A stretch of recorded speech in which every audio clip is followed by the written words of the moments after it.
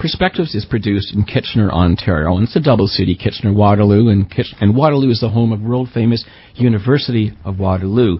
While I can get you on the show and your background is in religious studies, I've tried reaching out to the University of Waterloo through contacts there. I cannot get a professor of engineering or metallurgy to come on the show. Well, I get people from religious studies and other studies. Why do you feel, Professor MacQueen, that an architecture professor or engineering professor will not come and talk about it? That's an interesting question, and I don't really know the answer, so I would have to guess. I think that people in the sciences and people in the humanities and social sciences have different pressures. First of all, I have to say to you, one of my big disappointments is the silence of universities on this issue. And I'm going to be giving a talk at my own university in a couple of weeks. McMaster University? Yeah, McMaster. I'm going to address this directly, you know. Good. But I think many scientists, well, of course, all academics are very busy now. They're working on their own projects. They don't have time to look at this and that. Sounds kooky, right? Sounds kooky. I don't want to get into that. What is this going to do for my career? Oh, boy, it's going to destroy it. They're going to think I'm a nut. A lot of scientists and engineers depend upon government grants, you know. I mean, you know, how can I keep my lab going or my this or my that? They're not quite as free agents as people who are, let's say, studying English literature. They depend upon a whole infrastructure. Sometimes they depend on the corporate world as well as government, and they don't want to rock the boat. Do you not depend on grants? People in the humanities and social sciences often apply for grants, but many of us don't really need them. I never needed grants for anything I did. I mean, I was a text scholar for the most part. I studied, you know, old texts, and, you know, I really didn't need money to do it. And it gave me some independence.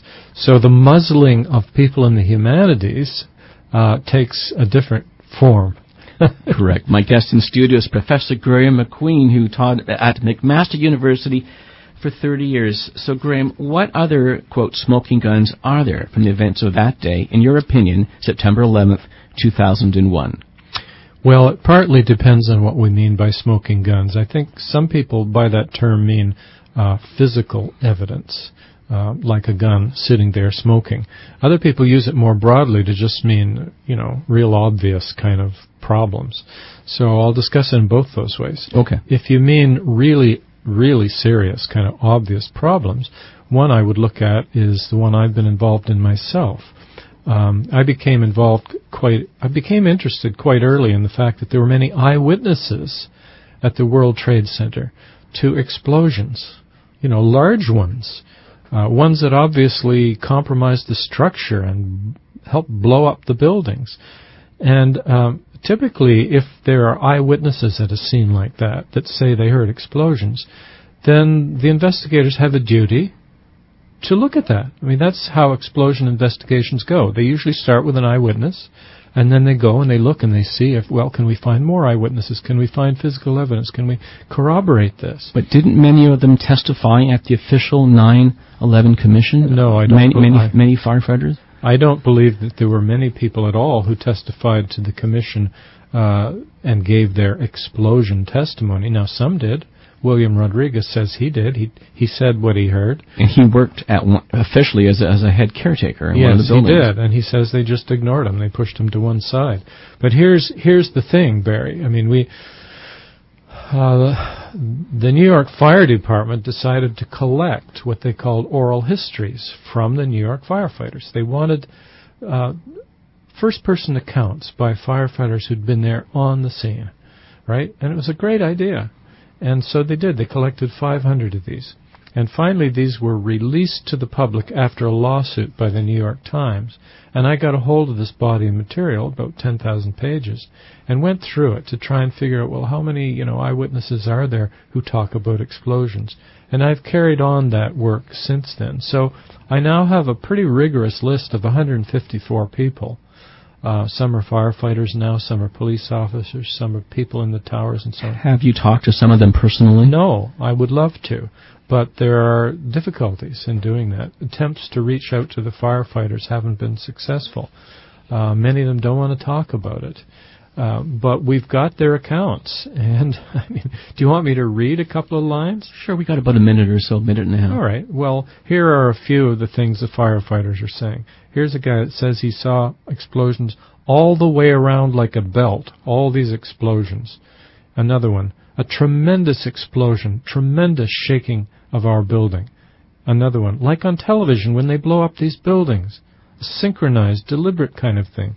Flash, flash, flash. Boom, boom, boom. Sucked all the oxygen out of the air. Like someone had planted explosives, like a million firecrackers.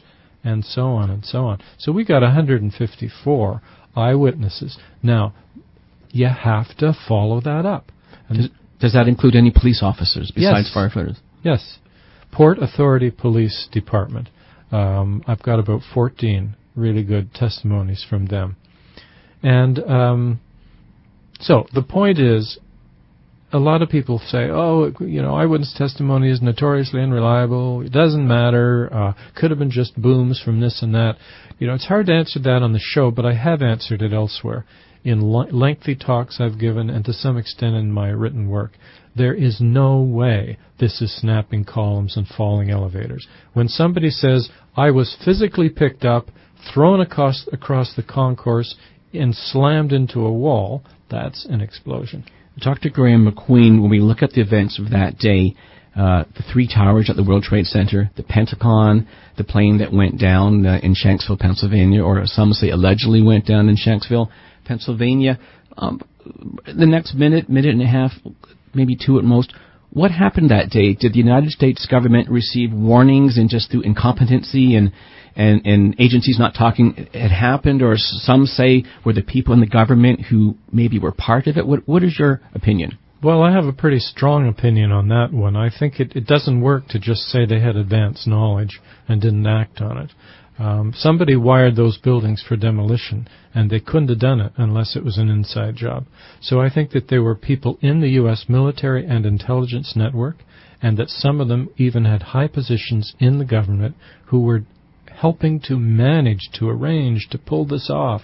They were the main instigators. They may have had help from foreign intelligence agencies.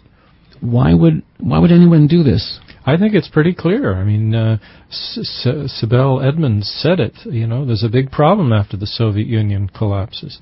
How do you justify the military-industrial complex? And I would add, how do you justify going and taking people's oil? Well, you need a trigger incident. That's what they're called, a trigger incident. And that's what 9/11 was. You demonize Islam. You create a global war with no end. You can go and take their oil. You can go and kill 1 million Iraqis. You can go and this breathes fresh life into the war system. What can be done? It's already 9 years since the attacks, so that someone in power will finally say, let's reinvestigate. I mean, because of the Internet, there's large communities of truthers who look at it and say, we don't accept the official report. But in your opinion, how can society move forward to shed some light on this, if light needs to be shed on it? Well, light does need to be shed. I don't think the priority right now is more research. We've already shown the official story is wrong. The emphasis has to be on communication, and in the first instance with ordinary people, and with other institutions that might be willing to listen. Universities need to be a major target, and to some extent the mass media.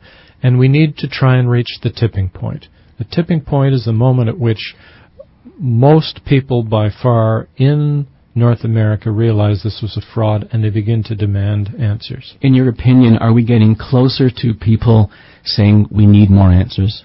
Oh, yeah. We've already got 30 to 40% of North Americans don't believe the official story. So we've got a good base to work with. My guest is Professor Graeme MacQueen. Graeme, thank you very much for coming into the station today. I've appreciated it, Barry. Thank you. Thank you. Professor Graeme MacQueen taught at McMaster University for 30 years. My name is Barry Shanebaum. You're listening to Perspectives on Faith, Hope, and Inspire FM.